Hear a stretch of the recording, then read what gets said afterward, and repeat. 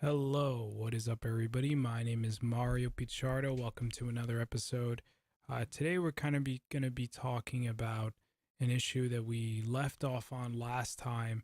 Um, that was about MGTOW. We were talking about MGTOW. We're talking about men and their kind of response to society, and in some ways, justifiably so, because society really, in a big way, has let men down and has told men, you're not really worth much in real terms.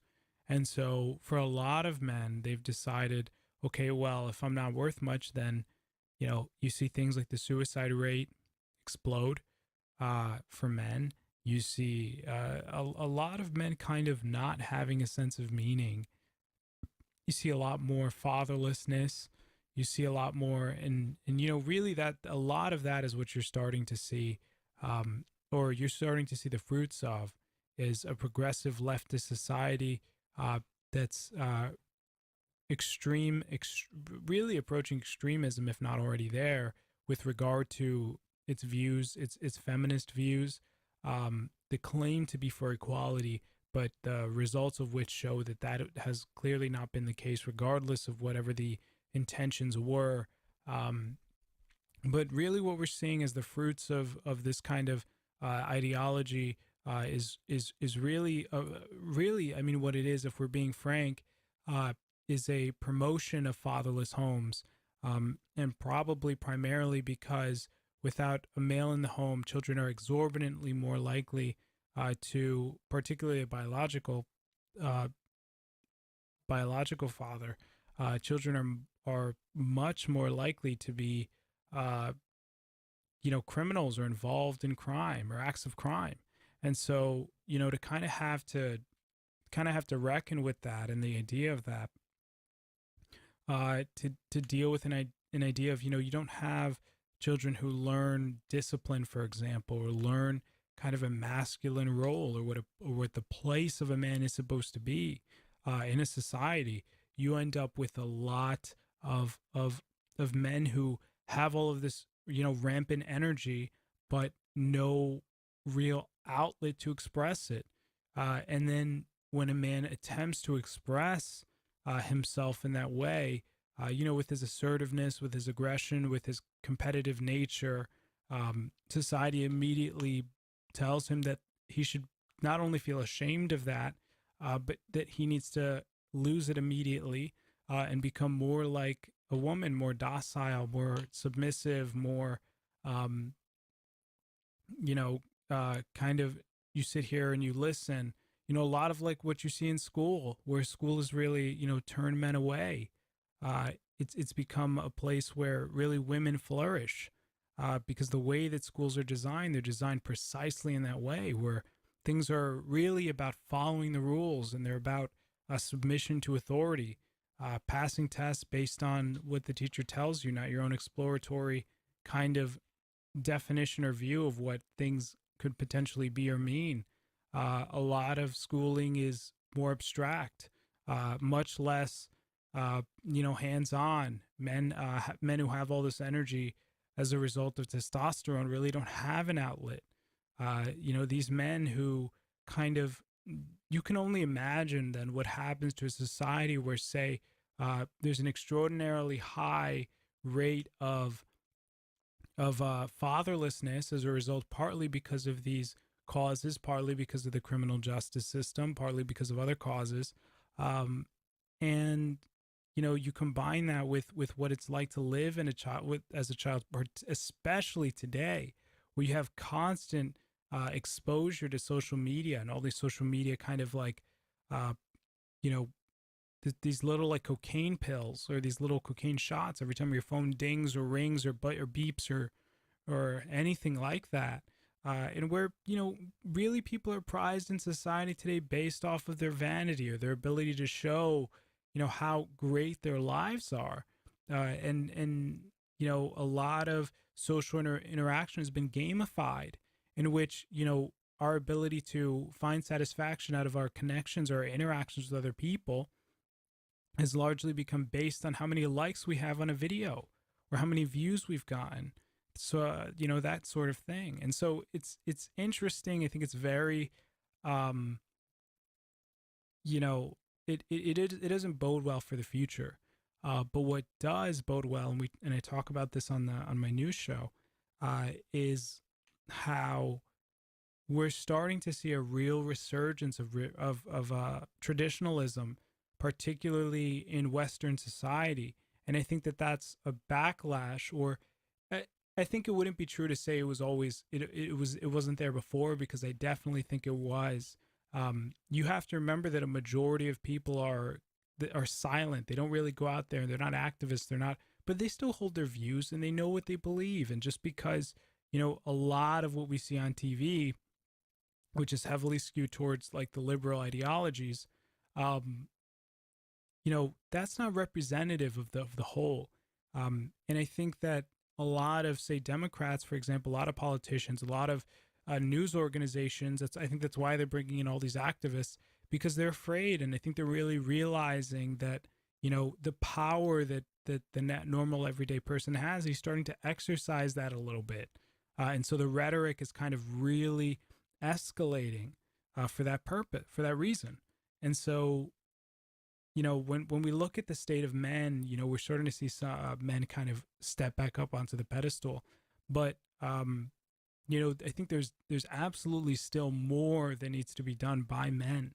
I think men still are really in dire need of role models. I think that just looking at the suicide rates and statistics for men in and of themselves is reason enough for that, for that call to be answered. Um,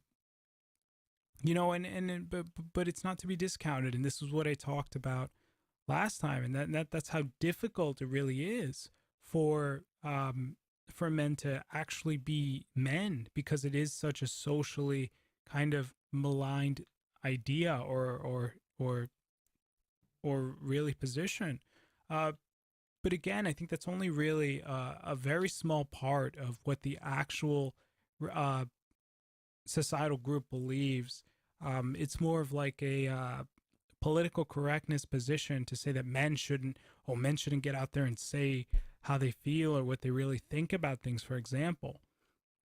And I think, I do think that we'll see a revitalization. I do think that we'll see conservatism come back in a big way. But for right now, we don't really know if the norm will ever really shift. I think it really comes down to who is really has the greatest amount of authority. I think we'll probably see an easement on the egalitarianism, um, where we'll kind of see less polarity between men and women in terms of political tension, um, or different, I guess, ideological groups. I think more people will start to move towards the middle, if we can kind of get these kind of establishment individuals out of office as quickly as possible. And again, that's really only going to happen when more people rise up, and we need more people involved and doing things in our society. Not just kind of ignoring their global. Well, I don't want to say global, but their local responsibilities. And by local, I don't just mean your outer community of people you don't know who live in your neighborhood, but outer responsibilities also means familial responsibilities. Um, Responsibilities to friends, responsibilities to, um, you know, people who do live in your community, people who you do know on some level, your basic human, interactions, and taking responsibility for those things, and taking responsibility for the way that, you are around other people. Maybe not in terms of how they perceive you, but in how you kind of you give off who you are, and really finding a way to add value to our society. And I think that's what's really missing, is that men don't feel like they have a purpose, and rightly so, because, well, that's really what society's telling you, is that you're meaningless. That's really what they're saying. Um, and so, that's it's kind of scary to think about a group that would kind of push men back that way. But I do think that the signs are there, that the reason, or if when you look at the fruits of what's actually happened, it's to push men out. It's push men out so that you kind of have a lot of fatherlessness, a lot of lawlessness, but also it's a great reason, and it promotes a great reason for more government intervention. And this is what I talked about before, that the government, it's in the behest of the government or the elites to increase government control by, more social programs, more protection, like the movement about hate speech, more censorship, more gun restrictions, so on and so forth, until before you know it, the future becomes a giant boot stamping on a human's face, all in the name of protection. So, there's a lot, I think, that is happening in our society. A lot of different things that are going on. But there's really a call, I think, for men to go out there and be men for other men. And not only that, and it's particularly in the midst of this censorship, because I think that this is when, being a man matters the most. Because when you think about what being a man is, or what the idea of being a man is.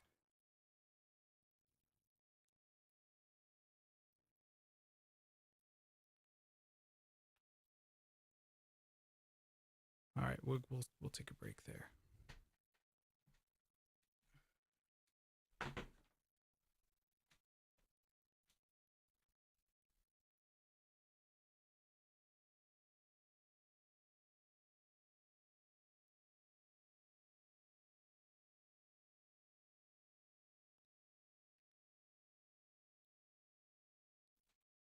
Oh, good thing I was recording in two places.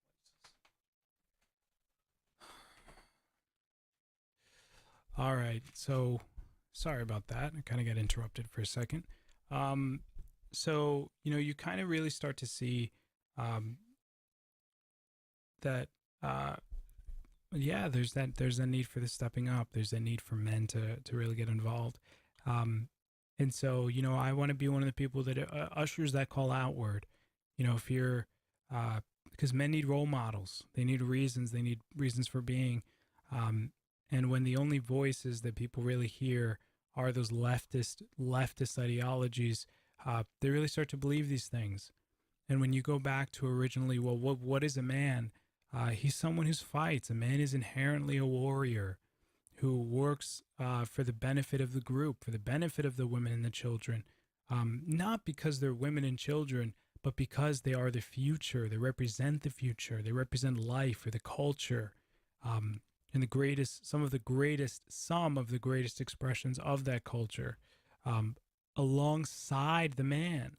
They because you really have to understand that the woman and the child are the treasures of the man. They're the things that he owns by the sweat of his own brow. They're his treasure. And so but to have treasure and no one to admire it, it allows for it to just be simply taken or destroyed or dashed against a wall. Something that you care and work so hard about. It's kind of, your family's the reflection of yourself, your state of the bond that you have with others. Um, so the more men that we can get that stand up and kind of embrace the real ideal of masculinity, which is fighting for a cause worth fighting, standing up against evil wherever it rears its ugly head. That certainly means doing things that are uncomfortable. It means particularly doing that because the man is best suited for that kind of warfare. And so, yeah, it means a lot of potential backlash, particularly public backlash. It means, potentially getting censored, potentially getting kicked off, or facing legal or social ramifications or otherwise. It's become a new form of warfare.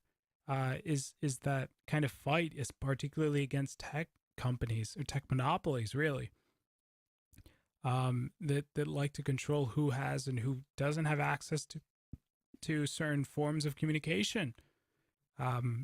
Even MasterCard, I think I was listening to John Talks, who's a YouTuber, And he was explaining how one of his readers, who or one of his viewers who is very sick. He orders over $1,000 worth of medication, I believe monthly, from Canadian pharmaceutical. He used to order it in the United States. Now he can get it from a Canadian. He's been getting it from a Canadian pharmaceutical company for really pennies by comparison. I think he was paying like $200 or something crazy amount like that. He was able to get all the meds that he needed. MasterCard apparently was interfering with his ability to buy his meds from this Canadian pharmacy, and that's scary because that is kind of called back to the time that Chase, I believe they closed down Tommy Robinson's bank account. Now, I'm not an advocate of him or his ideas, certainly not, but what does it say about a society when you can have this kind of group kind of say, okay, well, you can do this, but you can't do this? It's a lot of power to control someone's wallet. It's a scary thought, a scary idea. So I think that what men can do now, I think they are doing something. I think we see that with the revitalization, with life being prized again, through these abortion bans. For example, in Missouri and Alabama, we are starting to see, with the Brexit Party rising, with all these conservative parties starting to rise across Western society, we are starting to see men kind of come back alongside women and reclaim Western society. Though there is still a realm that I think really needs to be tapped into, and that's the young man, the middle-aged man, the older man, because I don't necessarily know that MGTOW, knowing that these movements are the right way, but there's certainly, I think, cries that things really need to change. I was talking to a buddy about this. The reason that women are hypergamous, the reason that women are the way that they are, is because it's a call or a challenge to a man to be a man, and that his lack of being a man ought to be punished in a way that would encourage him to become a man. Be someone who'd be willing to step out and fight, but also being someone who can be sure and make decisions that could potentially lead to situations of life or death for the raising of the child, for the raising of the next generation, because that was the call that needed to be answered for a future to be viable.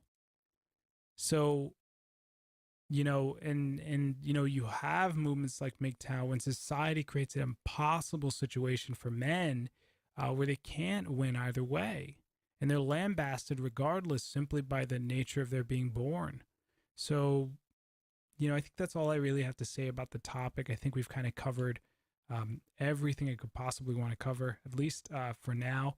So, if you guys found this video to be helpful, found it to be, informative, be sure to smash that like button, smash the destroy the subscribe button, and be sure to comment on the video. It really helps. Share with your friends. It kind of tells YouTube that, okay, well, this must be a good video because it has a lot of engagement, a lot of views, so on and so forth. And it helps us rank to kind of get these messages across. So if you guys like the video, please be sure to do those things, and I'll see you guys in the next one. Take it easy. Peace.